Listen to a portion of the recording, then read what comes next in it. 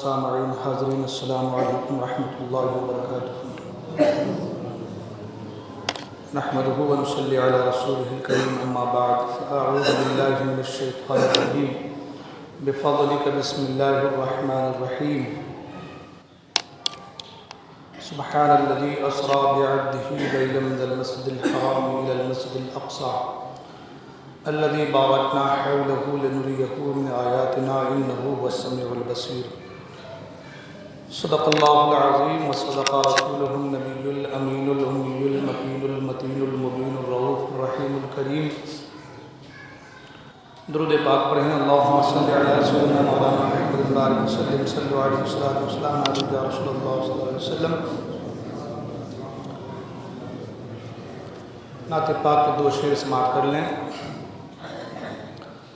عرش پہ وہ معراج کا دولہا پہنچا آدھی رات کے بعد. عرش پہ وہ معراج کا دولہا پہنچا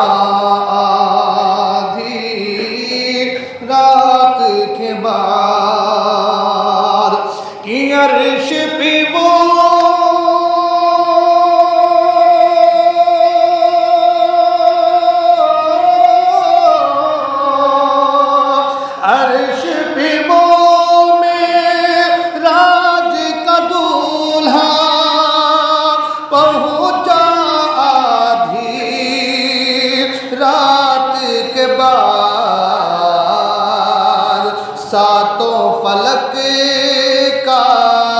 رستا رستا مہکا آدھی رات کے بعد.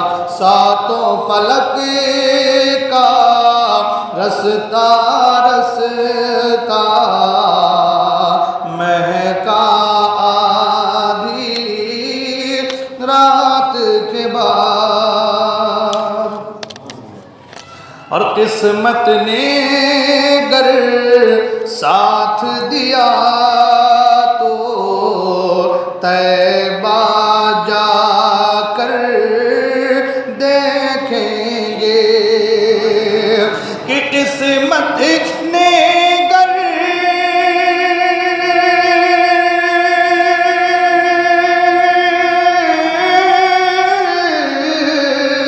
قسمت نے ساتھ دیا تو طیبہ جا کر دیکھیں گے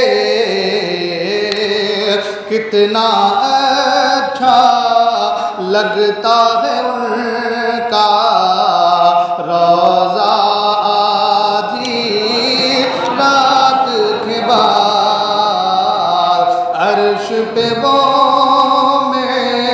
راج کا دولہا پہنچا آدھی رات کے بعد. درود پاک پڑھیں اللہم صلی علی سیدنا و شفیعنا و سندنا ماوانا و ملجانا و مولانا محمد المعدن الجود والکرم وآلہ بارک وسلم صلو علیہ صلاۃ و سلام علیک یا رسول اللہ صلی اللہ علیہ وسلم. حضرات محترم، واقعہ معراج ہر سال سنتے ہیں اور جب بھی سنتے ہیں عشق رسول سے دل سرشار ہوتا ہے. ایمان محبت ہے، محبت ہی ایمان ہے. واقع معراج اللہ کے رسول صلی اللہ تعالی علیہ وسلم کا معجزہ ہے.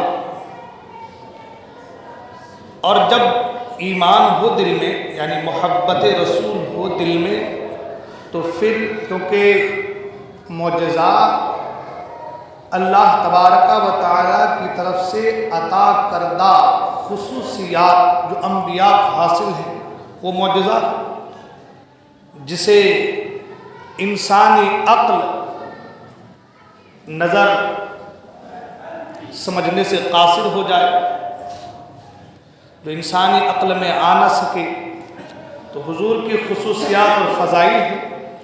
تو جب محبت ہو دل میں اور حضور کے فضائل، خصائص اور کمالات کو محبتی انسان سنتا ہے تو ایمان میں اور زیادہ تازگی اور بالغی پیدا ہو جاتی ہے۔ یہی وجہ ہے کہ آپ خارجیوں میں جشن معراج النبی صلی اللہ علیہ وسلم نہیں پائیں گے۔ آپ وہابیوں میں جشن معراج النبی صلی اللہ علیہ وسلم نہیں پائیں گے۔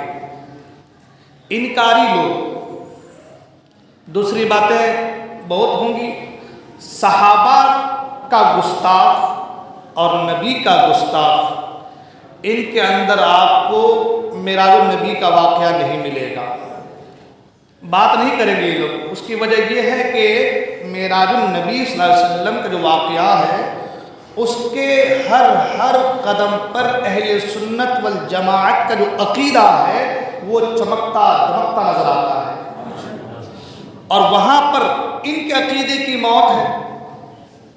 جب حضور کی شان و عظمت اور اہل سنت والجماعت کے عقیدے کو اجاگر کیا جاتا ہے تو وہاں پر ان کے عقیدے کی موت ہے، لہذا یہ کبھی نہیں چاہیں گے کہ واقع معراج کو بیان کیا جائے، اس کی حکمتوں کو بیان کیا جائے، تاکہ لوگ اس سے آشکارا ہو جائیں، اس سے لوگ جان جائیں، تو پھر ہمارا جو معاملہ ہے وہ سارا کا سارا کیے کرائے پہ پانی پھیر دینے کے مترادف ہو جائے گا۔ تو یہ چیز صرف محبتی لوگ میں پائی جائیں گی، یہ چیزیں محبتی لوگ میں آپ کو ملیں گی۔ واقع معراج، اور محبت ہے تو ہونی بھی چاہیے کہ اس کے کمال و فضائل کو بیان کیا جائے، ان کے فضائل و کمالات کو بیان کیا جائے۔ واقع معراج جو ہے آپ نے بارہا بہت ساری حکمتیں علماء کرام سے اس کے حوالے سے سنی ہے، اور اس کی اتنی حکمتیں ہیں اور اتنے راز اس میں پوشیدہ ہیں کہ 1 2 3 4 جمعے بھی اس کے لیے کم پڑ جائے۔ ہمارے علماء کرام نے اتنی ساری چیزیں ان کے حوالے سے بیان فرمائی ہیں۔ سب سے پہلی بات، معراج جو ہے وہ جسمانی بھی ہے اور معراج روحانی بھی ہے نا۔ معراج روحانی کے حوالے سے تو علماء کرام نے لکھا کہ 34 یا 36 تقریباً غالباً حضور کو حاصل تھی، اور جس معراج کے تعلق سے ہم لوگ گفتگو کرتے ہیں یہ ہے معراج جسمانی، یہ ہے معراج جسمانی۔ تو اس پر بھی بہت سارے لوگوں کے حواس باختہ ہوتے نظر آتے ہیں، یہ نہیں ہو سکتا، اور پھر یہ اگر وہ اس کو مان لیں کہ یہ ہو سکتا ہے تو نبی کریم صلی اللہ علیہ وسلم کی بہت سے خصوصیات جن کو یہ لوگ چھپا رہے ہیں وہ ساری کی ساری اجاگر ہو جائیں گے۔ تو اس لیے اس کا ہی انکار کر دو تاکہ جو فضائل اور کمالات مصطفیٰ کریم صلی اللہ علیہ وسلم کے بیان کے جا رہے ہیں وہ سب کے اوپر بریک لگ جائے، مگر ان کے بریک لگانے سے کچھ ہوتا نہیں۔ اعلیٰ سرکار فرماتے ہیں تو گھٹائے سے کسی کے نہ گھٹا ہے نہ گھٹے، جب بڑھائے تجھے اللہ تعالیٰ تیرا۔ ٹھیک ہے، اب رہی بات واقع معراج کے حوالے سے بہت ہی زیادہ سوچنے سمجھنے والی بات ہے، اور میں بس تفصیلات 2-4 باتیں تاکہ سب کے ذہن میں اتر جائے۔ ہمارا معاملہ کسی سے لڑنا جھگڑنا نہیں، حق بات آپ تک رکھ دینا ہے۔ اب ہدایت دینے والی ذات اللہ کی ذات ہے، ہدایت دینے والی ذات اللہ کی ذات ہے۔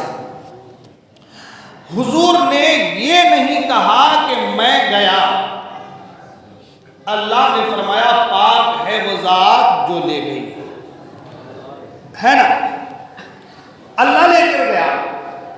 اب جو انکار کر رہا ہے اس کو یہ سوچنا چاہیے کہ اللہ کے اندر لے جانے کی طاقت ہے یا نہیں ہے؟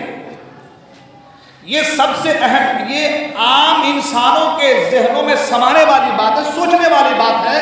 کیا ہم اللہ کو قادر مانتے ہیں یا نہیں مانتے؟ وہ ہر چیز پر قادر ہے یا نہیں ہے؟ ظاہر سی بات ہے، ہر چیز پر قادر ہے۔ تو جب قادر ہے، اس کے اندر لے جانے کی طاقت ہے، تو جب لے جانے کی طاقت ہے تو وہ لے جا سکتا ہے۔ اس لیے اللہ نے فرمایا کہ پاک ہے وہ ذات جو لے گئی، یعنی اللہ کہہ رہا ہے کہ میں لے کر گیا اپنے محبوب۔ اب یہاں پر جتنے بھی انکاری لوگوں کے جتنے بھی دلائل ہیں وہ سب ختم ہو گیا، وہ سب کا سب ختم ہو گیا۔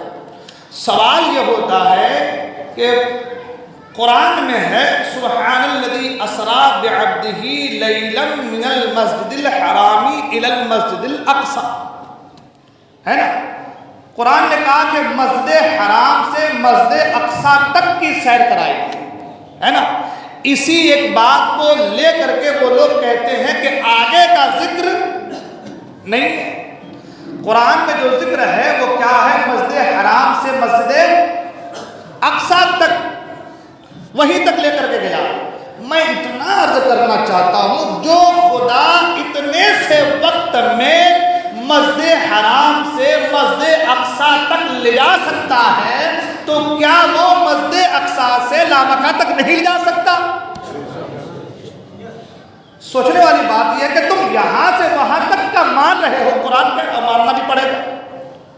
قرآن نے کہا پاک ہے وہ ذات جو لے گئی مسجد حرام سے مسجد اقصی تک۔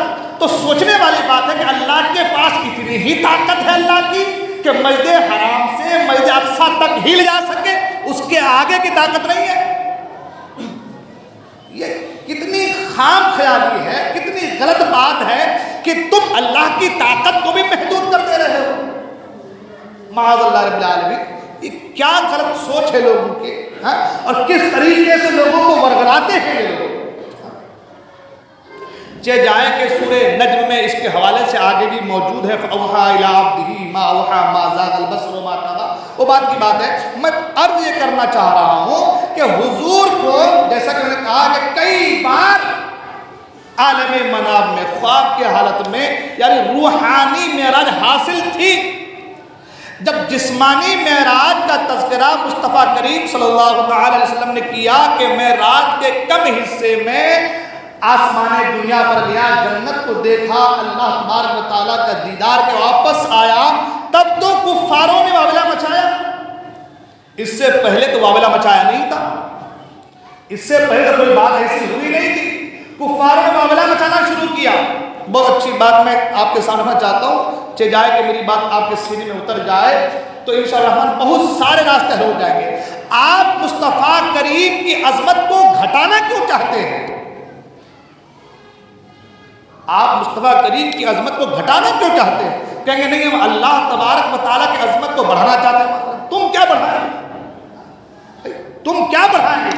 تمہاری اوقات ہے کیا بڑھانے کی؟ مصطفیٰ کریم صلی اللہ تعالیٰ علیہ وسلم کی ذات کو گھٹانے کے چکر، ان کی عظمت، ان کے مقام کو کم کرنے کے چکر میں تمہارا ایمان و عقیدہ ختم ہو جا رہا ہے۔ کبھی اس پہ کبھی توجہ کی؟ خیر، بات دوسری جائیں گے۔ عرض یہ کر رہا تھا کہ جب حضور نے فرمایا کہ میں رات کے کم حصے میں گیا، سب چیزوں کا مشاہدہ کر کے واپس آیا، تو کفاروں نے واویلا مچانا شروع کر دیا۔ یہ کیسے ہو سکتا ہے؟ جیسے آج کل لوگ کہہ رہے ہیں نہیں ہو سکتا، اس وقت کے کفاروں نے واویلا مچایا تھا، ہے نا؟ نہیں ہو سکتا، یہ دماغ اس کو قبول نہیں کرتی، دماغ اس کو قبول نہیں کر سکتی، یہ کیسے ہو سکتا ہے؟ تو پھر ابو جہل جو تھا وہ حضرت ابوبکر صدیق کی بارگاہ میں، حضرت ابوبکر کی بارگاہ میں گیا اور جا کر کہا کہ ابوبکر ایک بات بتاؤ، کیا ایسا ہو سکتا ہے کہ کوئی آدمی رات کے کم حصے میں یہاں سے بیت المقدس جائے، پھر وہاں سے آسمان پر جائے اور پورا سیر کر کے آئے، ایسا ہو سکتا ہے؟ ابوبکر صدیق نے کہا نہیں ہو سکتا، یہ دماغ میں آنے والی بات نہیں ہو سکتا، کیونکہ اس کو پتا تھا کہ یہ ان کے بچپن کا دوست ہے اور اس کو بہکا دیا میں تو یہ خود سب کو بہکا دے گا، تو پہلے اس کے اوپر اٹیک کرو، ہے نا؟ تو کہا کہ کیا ابو بکر کیا ایسا ہو سکتا ہے؟ ابو بکر نے کہا ایسا نہیں ہو سکتا، یہ ناممکن، ایسا نہیں ہو سکتا۔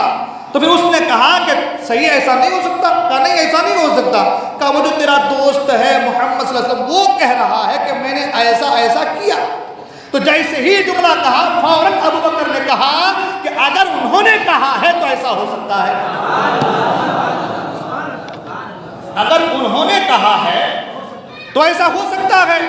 تو کہا ابھی تو تم کہہ رہے تھے کہ نہیں ہو سکتا، تو کہا تم نے یہ کہا تھا کہ کوئی ایسا آدمی، یہ ایسوں میں تو نہیں ہے، تم نے کہا تھا کوئی ایسا آدمی جا سکتا ہے، تو میں نے کہا نہیں جا سکتا۔ تم جس کی بات کر رہے ہو وہ تو میری جان ہے، وہ تو میرا ایمان ہے، وہ تو رسول ہے، اگر یہ کام رسول سے نہ ہو تو کن سے ہو پائے گا؟ یہ کام اگر نبی سے نہ ہو، رسول سے نہ ہو تو کن سے ہو پائے گا؟ اور اسی کو تو معجزہ کہتے ہیں جس کو عام لوگ ایکسپٹ نہ کر پائیں، قبول نہ کر پائیں، مگر وہی چیز کسی اللہ کے نبی سے ظاہر ہو جائے، اسی کو تو معجزہ کہتے ہیں۔ تو کہا تم نے یہ نہیں کہا تھا کہ وہ کون ہے، جب تم نے کہا کہ یہ محمد صلی اللہ علیہ وسلم ہے تو ایسا اور ایسا، بات تو یہی ختم ہو گئی، اتنا نہیں، آگے اور ایک جملہ کہا۔ علماء فرماتے ہیں ابو بکر صدیق نے جملہ اور کہا، اے ابو جہل تم اس کی بات کرتے ہو، اس سے آگے کی بھی اور کوئی بات ہوتی تو میں ابو بکر اسے بھی قبول کر لیتا۔ اب سوچنے والی بات ہے کہ اس سے آگے کی بات اور کیا ہو سکتی ہے؟ اس سے آگے یہ سوچنے والی بات تو یہ ہے کہ اس سے آگے کی بات حضور کہہ رہے ہیں کہ میں مسجد حرام سے مسجد اقصیٰ گیا، مسجد اقصیٰ سے آسمان دنیا پر گیا، ہر ایک آسمان پر انبیاء سے ملاقات کی، عرش پر گیا، لامقام میں گیا، اللہ کا دیدار کیا، جنت کو دیکھا، جہنم پر قدم رکھے، واپس پلٹا اور زنجیر ہل رہی تھی، وضو کا پانی بہہ رہا تھا، اتنے کم عرصے میں حضور گئے۔ اور ابو بکر صدیق کہہ رہے اس سے بھی اگر کوئی آگے بڑی بات ہوتی تو میں اسے بھی قبول کر لیتا۔ اعلیٰ سرکار فرماتے ہیں اور کوئی غیب کیا تم سے نہا ہو بھلا، جب نہ خدا ہی چھپا تم پہ کروڑوں۔ تو اس سے آگے کی اور کون سی بات؟ تو علماء فرماتے ہیں اس سے آگے کی بات یہ، ابو بکر صدیق کا کہنے کا مطلب یہ تھا کہ اگر تم یہ کہتے مصطفیٰ نہیں گئے تھے، مصطفیٰ یہیں سے خدا کو دیکھا تو میں اسے بھی مان لیتا، یعنی اللہ اپنا دیدار کرانے کے لیے یہاں آیا تھا تو میں اسے بھی مان لیتا۔ اب ہم سے لوگ کہتے ہیں کہ تم تعریف کرتے ہو، تم بڑھا دیتے ہو، ابو بکر صدیق پر بدعتی کا فتویٰ لگاؤ گے؟ ابو بکر صدیق کے اوپر لگاؤ گے کہ بہت محبت کرتے تھے؟ ہم آج شان بیان کریں تو ہمیں ایسے لوگ پڑھے لکھے جاہل لوگ، جو پڑھا لکھا جاہل جس کو کہا جاتا ہے، جو کتابوں کا مطالعہ کرتے ہیں، ایسے لوگ کہہ رہے ہیں کہ یہ بڑھا دیتے ہیں۔ میں نے کہا نادان، ابو بکر صدیق کے بارے میں تمہارا کیا خیال ہے؟ ابو بکر صدیق کے حوالے سے تمہارا کیا خیال ہے؟ انہوں نے مصطفیٰ کو جاتے تو نہیں دیکھا تھا، انہوں نے مصطفیٰ کو جاتے تو نہیں دیکھا تھا، مگر ابو بکر صدیق کہتے اگر مصطفیٰ کریم نے یہ کہا ہے تو یہ سچ ہے، میں اس کو قبول کرتا ہوں۔ اب سوچنے والی بات یہ ہے کہ اللہ کے رسول صلی اللہ علیہ وسلم معراج کو تشریف لے گئے تو قرآن میں جو ذکر ہے وہ مسجد حرام سے مسجد اقصیٰ تک کا ذکر ہے، حضور لامقام پر گئے، ہے نا؟ مسجد حرام سے مسجد اقصیٰ تک کا ذکر ہے، کیوں ہے؟ مسجد حرام سے مسجد اقصیٰ تک کا ذکر 15واں پارہ میں ذکر کیا ہے۔ آپ جانتے ہیں اگر حضور آ کر کے بتاتے کہ جنت ایسی ہے، عرش کی حیت ایسی ہے، آسمان دنیا پر فلاں فلاں انبیاء سے ملا، تو کس نے دیکھا تھا؟ آسمان دنیا پر انبیاء سے ملا تو کس نے دیکھا تھا؟ जन्नत को किसने देखा, अर्श को किसने देखा है? तो कुफ्फार जब सवाल करते और हुजूर वहाँ के बारे में बताते तो ये कहते हम तो कुछ जानते नहीं है, हमें तो उसके बारे में कुछ खबर कुछ मालूमात है ही नहीं। तो मस्जिद हराम से मस्जिद अक्सा तक का जिक्र किया, क्योंकि मस्जिद अक्सा को, बैतुल मुक़द्दस को कुफारों ने देखा था, बैतुल मुक़द्दस को कुफारों ने देखा था। और कुफारों को ये भी मालूम था कि मोहम्मद अरबी सल्लल्लाहु अलैहि वसल्लम कभी बैतुल मुक़द्दस नहीं गए, कभी बैतुल मुक़द्दस। और अल्लाह सब जानता है कि आने के बाद इन्होंने मेरे मुस्तफ़ा से पूछना है, आने के बाद इन्होंने मेरे मुस्तफ़ा से पूछना है। तो ऐसी चीज का तज़किरा किया जाए जिनको ये देखे हैं, मुस्तफ़ा ने नहीं देखा है, यानी मुस्तफ़ा वहाँ पे नहीं गए हैं जहाँ ये लोग अभी पहुँचे हुए ज़ाहिरी एतबार से मस्जिद अक्सा है ना। अब यहाँ मुस्तफ़ा करीम, इनको पता था कि मोहम्मद अरबी सल्लल्लाहु अलैहि वसल्लम अपने इल्म के मुताबिक, जानने के मुताबिक वो लोग समझते कि मुस्तफ़ा करीम गए नहीं, तो इसलिए उन्होंने सवाल ये रखा था कि हे मोहम्मद अरबी सल्लल्लाहु अलैहि वसल्लम आप बैतुल मुक़द्दस जाकर के आए? हाँ जाकर के आया हूँ। तो बताइए कि बैतुल मुक़द्दस में पिलर कितने हैं, सुतूनें कितनी हैं, मेहराब कितने हैं, तमाम दर्जे वहाँ के पूछने लगे। और अगर जन्नत का पूछा जाता, आसमान दुनिया का पूछा जाता, तो पहले जानकारी होती तो पूछा जाता, जानकारी नहीं तो पूछने का सवाल ही पैदा नहीं होता। तो जहाँ की जानकारी है पूछना वही का है, और जहाँ का पूछना है अल्लाह ने उसी चीज़ का तज़किरा फरमाया है, अल्लाह ने उसी चीज़ का तज़किरा फरमाया है। अब वो लोग पूछ रहे हैं और अल्लाह की अता से मुस्तफ़ा करीम बैतुल मुक़द्दस की सारी चीज़ों को एक एक करके बयान फरमा रहे हैं। बैतुल मुक़द्दस की सारी एक एक करके सारी चीज़ों को मुस्तफ़ा करीम बयान फरमा रहे हैं।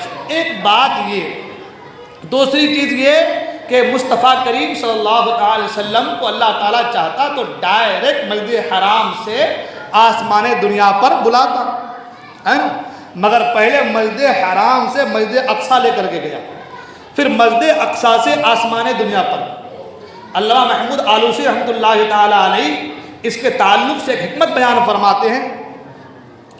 वो फरमाते हैं कि दुनिया में हर चीज़ की ख्वाहिश, हर एक की ख्वाहिश ये कि मुस्तफ़ा करीम का दीदार हो जाए,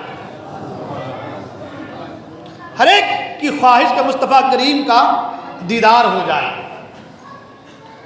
और वो उस्मान हन्नाना, वो जो लकड़ी जिसको सरकार टेक लगाकर खुतबा दिया करते थे, जब मिंबर शरीफ बन गई, सरकार मिंबर पर तशरीफ़ फरमा हुए तो वो रोने लगा हुजूर की मोहब्बत में, है ना। हज़रत अली रज़ी अल्लाह तआला से रिवायत वो फरमाते हैं कि हम लोग चल रहे थे, जो भी पत्थर दरख्त मुस्तफ़ा करीम को देखता तो झुक करके अस्सलातु वस्सलामु अलैका या रसूलल्लाह कहता। और मुस्लिम शरीफ की हदीस से पाक में अल्लाह के रसूल सल्लल्लाहु अलैहि वसल्लम ने उम्मत के हवाले से, उम्मत की तालीम के हवाले से, तरबियत के हवाले से और उम्मत से मोहब्बत के हवाले से मुस्तफ़ा करीम ने फरमाया कि मेरे कुछ भाई जो हैं, मेरी उम्मत के कुछ लोग जो हैं वो मुझे देखने की खातिर, मुझे देखने की खातिर ये कहते कि हमारा सारा माल ले लो मगर एक बार मुस्तफ़ा करीम का चेहरा दिखा दो। तो हर एक शय मुस्तफ़ा करीम के दीदार का तालिब है, हर एक शय मुस्तफ़ा करीम के दीदार का तालिब है, मुस्तफ़ा करीम के चेहरे की ज़ियारत का तालिब है।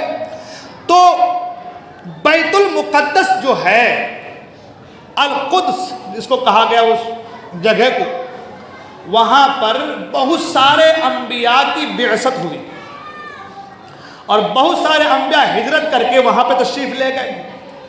तो फरमाते हैं अल्लामा महमूद आलूसी रहमतुल्लाह तआला अलैह कि बैतुल मुक़द्दस के सुतूनों ने अल्लाह की बारगाह में अर्ज़ किया कि मौला, इस मस्जिद में, इस जगह पर तेरे बहुत सारे अंबिया आए, मगर हमारी भी तमन्ना है कि तेरे महबूब के यहाँ पर कदम पड़ जाए, तेरे महबूब के यहाँ पर कदम पड़ जाए। मैंने पहले कहा ना कि हर चीज़ मुस्तफ़ा करीम के दीदार का तालिब है, हर कोई मुस्तफ़ा करीम के दीदार का तालिब है।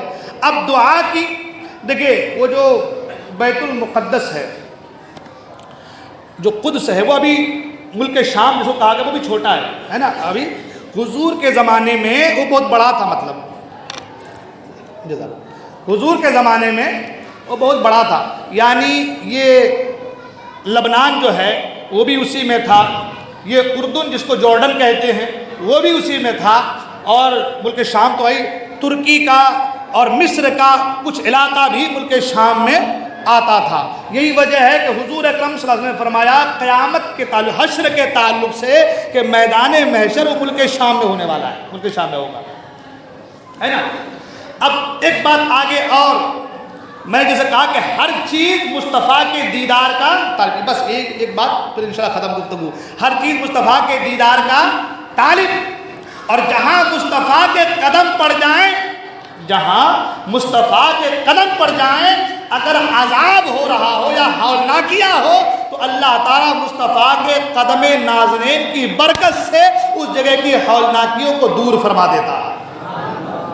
یہی وجہ ہے کہ جب معراج پر گئے جنت کو تو دیکھا، جہنم پر بھی اپنا قدم رکھا۔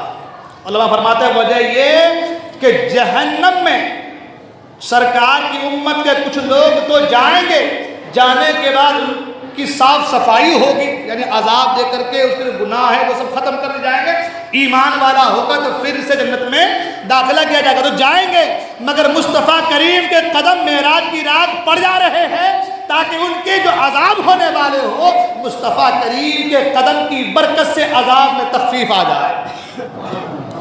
ایک تو یہ پتہ چلا کہ مصطفیٰ کریم کے قدم جہاں پڑ جائیں تو عذاب میں ہولناکی میں کمی آ جاتی ہے۔ اب میدان محشر کہاں قائم ہونے والا ہے؟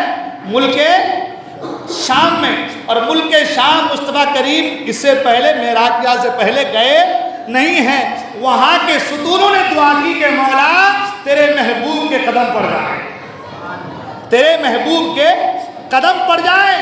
اب مصطفیٰ کریم صلی اللہ علیہ وسلم کے قدم پڑ جائے تو ہولناکیاں ختم۔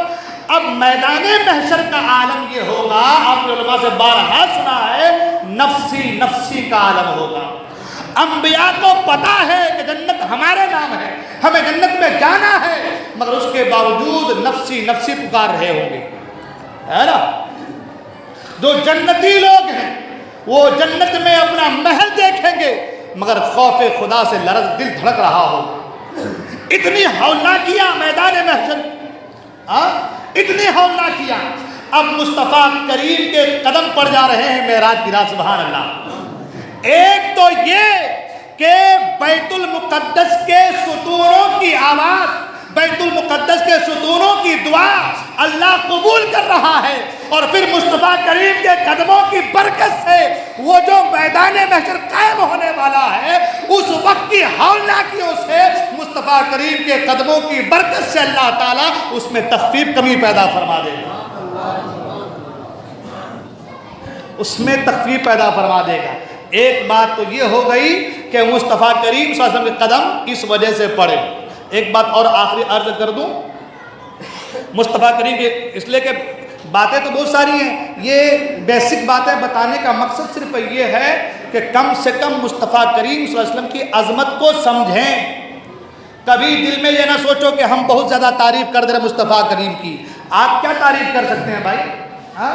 جب دل میں محبت ہوگی نا، دل میں محبت ہوگی، وہ کوئی بھی زبان استعمال کرے، رسول کی بات ہو رہی دل سے آواز نکلے گی، سبحان اللہ کی۔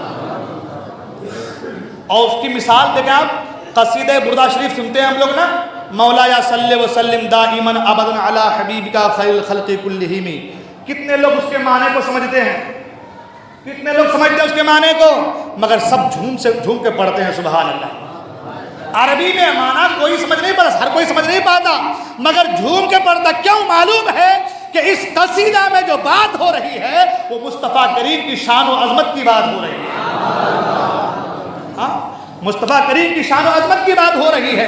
تو جو مصطفیٰ سے محبت، اور میں نے پہلے کہا محبت ایمان ہے، محبت کیا ہے؟ ایمان ہے، اور عداوت کیا ہے؟ یہ بے ایمانی ہے نا، عداوت ہی بے ایمانی ہے، محبت ہی ایمان ہے، اور مصطفیٰ کریم تو ایمان کی جان ہے، سبحان اللہ۔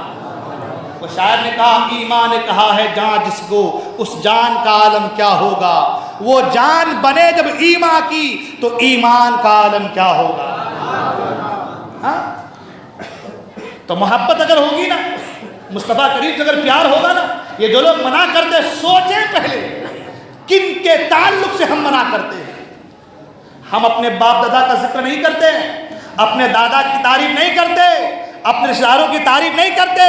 تعریف ان کی کرتے ہیں جس کی تعریف کرنے کا حکم اللہ نے دیا ہے, اس کی تعریف کرتے ہیں بھائی. اس لیے سوچو کیا کر رہے ہو, اپنے عاقبت کے بارے سوچو ذرا. ایک بات میں نے پہلے کہا کہ ایک بات آخری عرض کر کے بیٹھ جاؤں گا. اللہ تعالیٰ نے قرآن مجید میں ارشاد فرمایا وَإِذْ أَخَذَ اللَّهُ مِيثَاقَ النَّبِيِّينَ لَمَا آتَيْتُكُم مِّن كِتَابٍ وَحِكْمَةٍ ثُمَّ جَاءَكُمْ رَسُولٌ مُصَدِّقٌ لِّمَا مَعَكُمْ لَتُؤْمِنُنَّ بِهِ وَلَتَنصُرُنَّهُ. اللہ نے وعدہ لیا انبیاء علیہ السلام کی روحوں سے کہ اگر تمہارے درمیان میرا محبوب آ جائے تو ان پر ایمان لانا, ان کی مدد کرنا. سوال یہ ہوتا ہے کہ مصطفیٰ کریم تو آخری نبی ہیں, مصطفیٰ کریم خاتم النبیین ہے, مصطفیٰ کریم کے زمانے میں کوئی نبی نہیں, مصطفیٰ کریم کے بعد کوئی نبی نہیں. تو پھر اللہ نے جو فرمایا ہے کہ تمہارے درمیان اگر میرا نبی آ جائے تو ان پر ایمان لانا, ان کی مدد کرنا, کیا معنی رکھتا ہے؟ قرآن کریم کی ہر بات حکمت سے لبریز ہے, سبحان اللہ. کیا معنی رکھتا ہے؟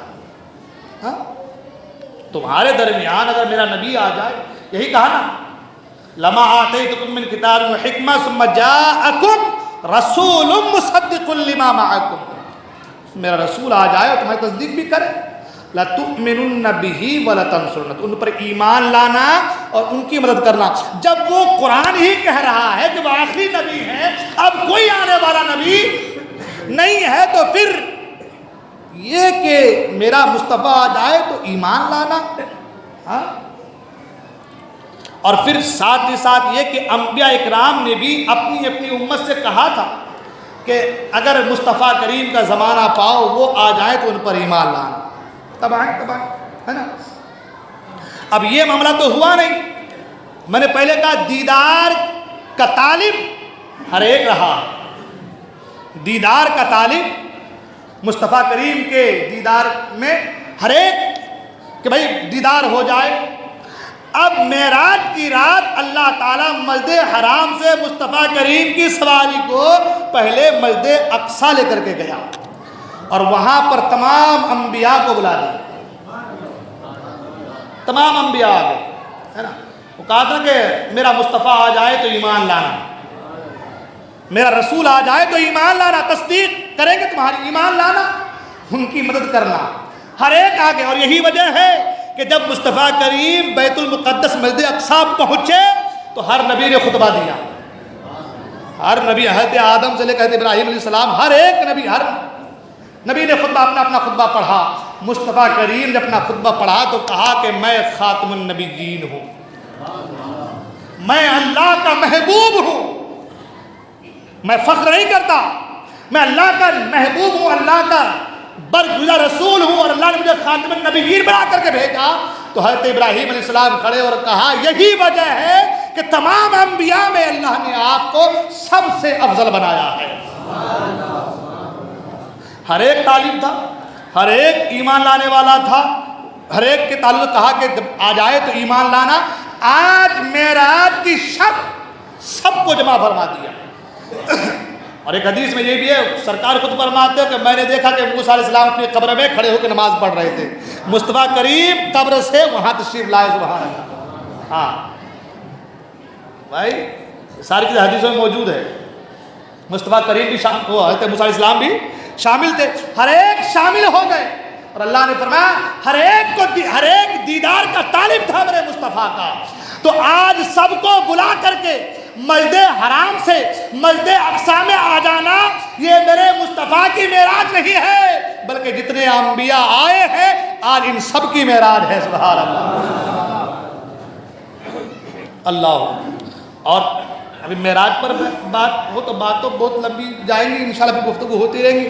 عرض یہ کر رہا تھا, بہت ساری باتیں کرنی تھی, کہنا یہ تھا کہ سب سے جو امپورٹنٹ چیز ہے, سب سے جو اہم چیز ہے, جو بنیادی چیز ہے, وہ یہ ہے کہ مصطفیٰ کریم کی محبت کو سینے میں جگہ دو تو تمہارا ایمان مضبوط ہوگا. ورنہ کمالات، فضائل، خصائص تو اتنے ہیں کہ ہم بیان کرتے کرتے تھک جائیں، مر جائیں، مگر مصطفیٰ کریم کے فضائل و کمالات و کما حق ہو بیان نہیں کر سکتے. ہماری زبان گونگی ہو جائیں گی مگر مصطفیٰ کریم کے خصائص فضائل کو بیان نہیں کر سکتے. تو سب سے پتہ یہ چلا جو سب سے اہم ہے، جو سب سے امپورٹنٹ چیز ہے وہ یہ ہے کہ مصطفیٰ کریم سے پیار کیا جائے، ان کی محبت کے حوالے سے ہمیشہ سینہ کشادہ رکھا جائے. کبھی دل میں خیال نہ کرو کہ مصطفیٰ کریم کے اندر یہ کمیاں ہیں، یہ نقص ہیں، یہ چیزیں ہیں، معاذ اللہ کبھی اپنے سینے میں، اپنے دل میں آنے بھی اس کو مت دو، ورنہ ایمان آپ کا برباد ہو جائے گا، آپ کو پتہ بھی، احساس بھی آپ کو نہیں ہوگا.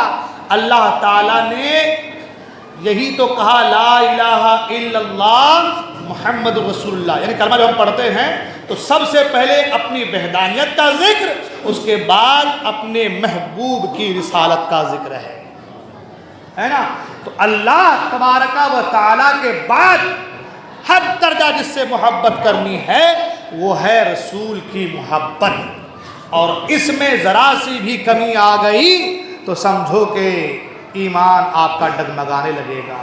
لہٰذا اپنے ایمان کی سلامتی چاہتے ہیں تو پھر رسول سے محبت کیجیے. اور رسول سے محبت کرنے کا معنی یہ ہے کہ رسول کے قول و فعل کو اپنایا جائے، نمازوں کی پابندی ہو، چہرے پہ داڑھی ہو، بدعقیدوں سے دوری ہو، وہابیوں سے دور رہا جائے، نبی کے گستاخوں سے دور رہا جائے، نبی سے محبت کرنے والوں سے، اللہ والوں سے قریب ہو جائے.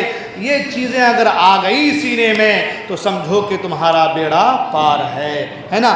تو ساتھ ساتھ یہ چیزیں، اور اس کے ساتھ ساتھ ایک بات یہ بھی بارہا آپ کو کہا جا رہا ہے، اس مسجد کے کام میں بڑھ چڑھ کر حصہ لیجیے، تعاون کیجیے، اپنی آخرت کو بہتر بنانے کی سعی کوشش کیجیے. اللہ تبارک و تعالیٰ کی بارگاہ میں دعا ہے اللہ تبارک ہم تمام کو کہنے سننے زیادہ ان سے باتوں کرنے کی توفیق عطا فرمائے. بولنے میں غلطی حکم توبہ کرتا ہوں، استغفر اللہ ربی من کل ذنب واتوب الیہ، لا الہ الا اللہ محمد رسول اللہ صلی اللہ علیہ وسلم. السلام علیکم و رحمۃ اللہ وبرکاتہ.